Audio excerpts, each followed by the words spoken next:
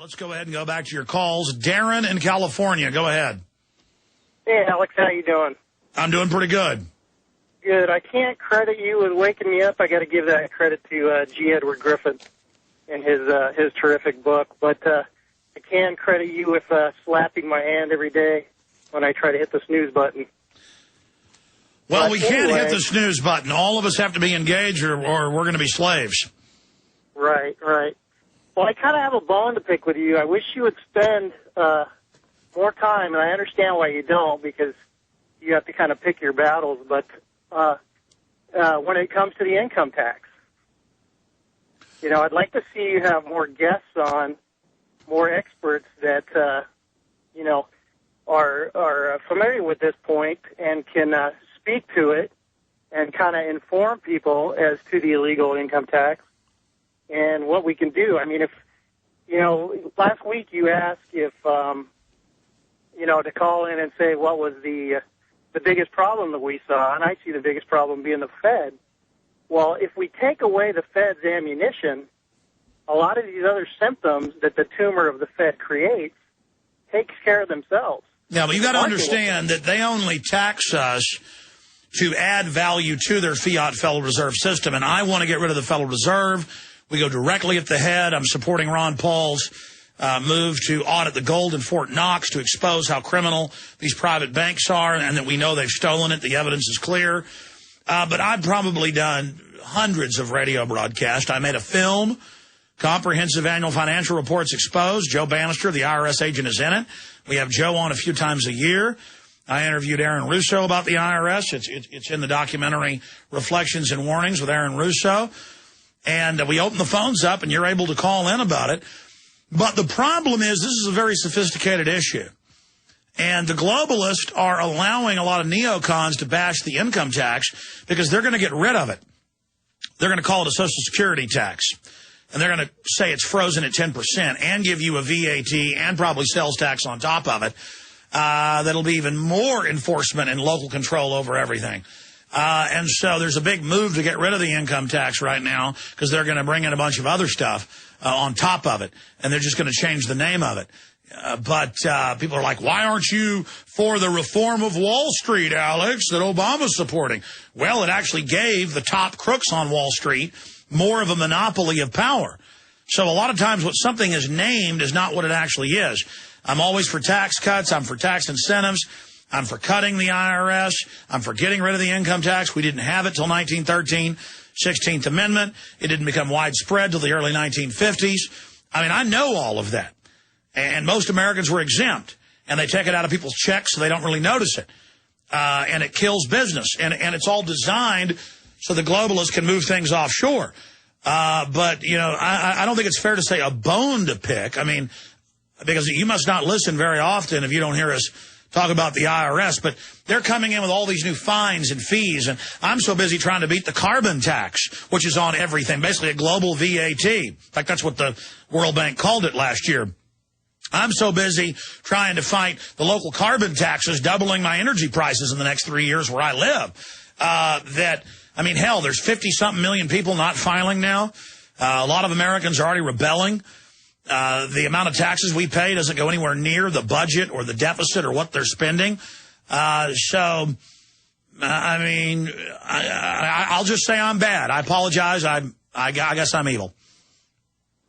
No, I'm not saying that at all. I appreciate you do everything you do on a daily basis. I just think it gives people a direct benefit to dissent, and it's going to directly help our economy by having that money back in consumers' pockets. Yes, we built the nation without the income tax, and we want 10% growth rates again.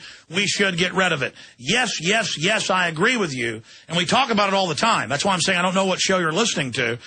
My only issue is there's all this patriot mythology about how you get out of paying them legally by doing all this stuff, and I'm telling you, they're criminals.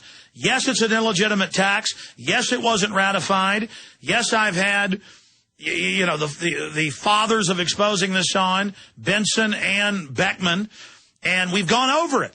And we've covered it over and over and over and over again. The problem is there's all these patriot quacks that lie to people and say there's a way for you to not pay and have them not come after you. And I'm telling you, that's not true. I appreciate your call, Darren. Let's talk to Chris in Florida. Chris, you're on the air.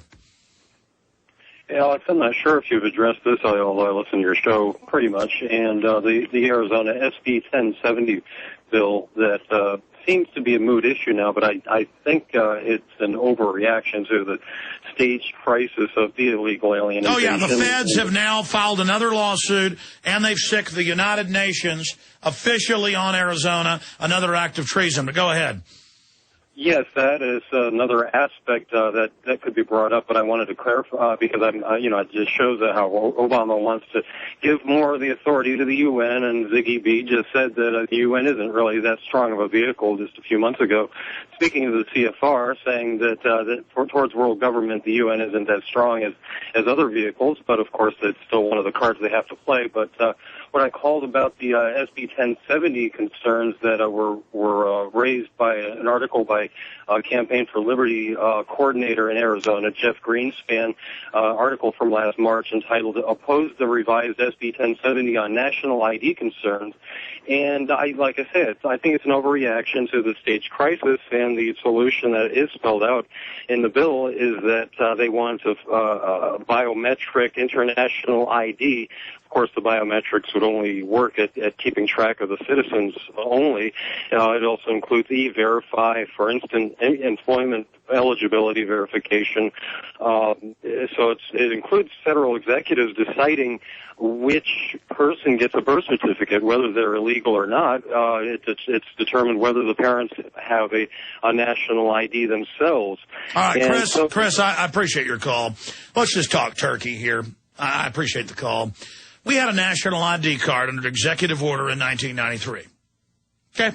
We've had one 17 years. My first film, America Destroyed by Design, I covered it. The state driver's license were standardized at that time. They've now told the slaves in the last 10 years about federal standardization with just further federalization and new systems on the cards.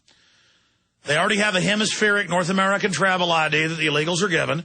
Every bank, every insurance company, every apartment company, they all accept consular matriculas that you can literally get out of a Cracker Jack box.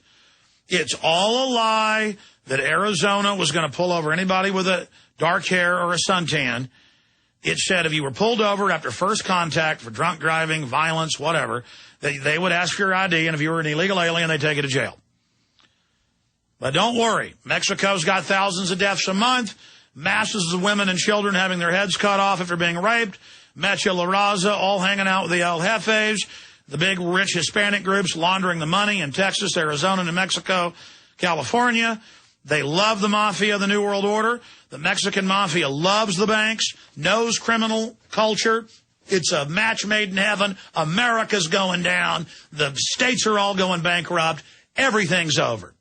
And you're all going to have ID cards to buy and sell, and the illegals are still going to be above the law running around like God, because just like the CIA ships the drugs in and only arrests cartel people or kills them that don't pay the cut, the illegals are there to be part of the black market, which the CIA banks tax.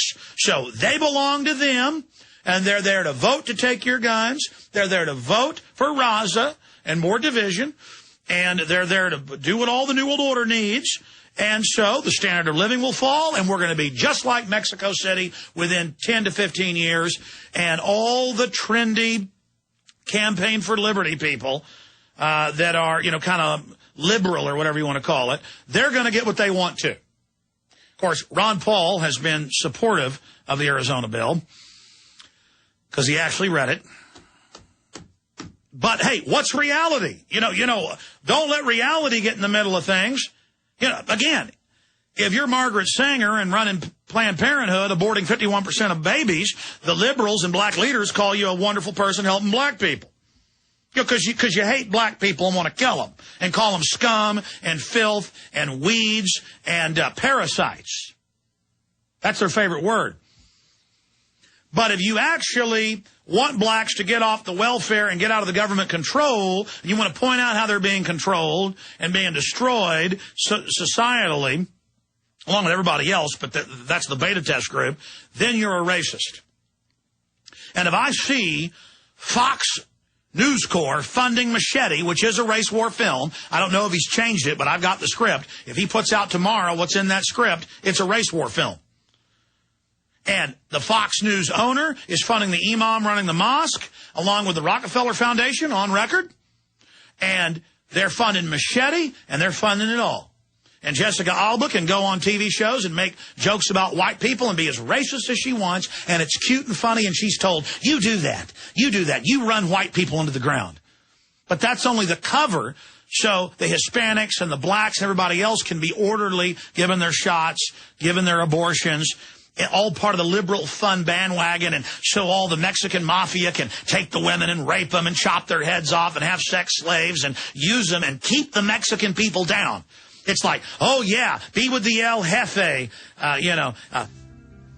Look, this movie, according to the script, is basically like the film Inglourious Bastards. But in Inglourious Bastards, the Germans are all evil Nazis who deserve to die. Now, in this case, white people are the Nazis and deserve to die.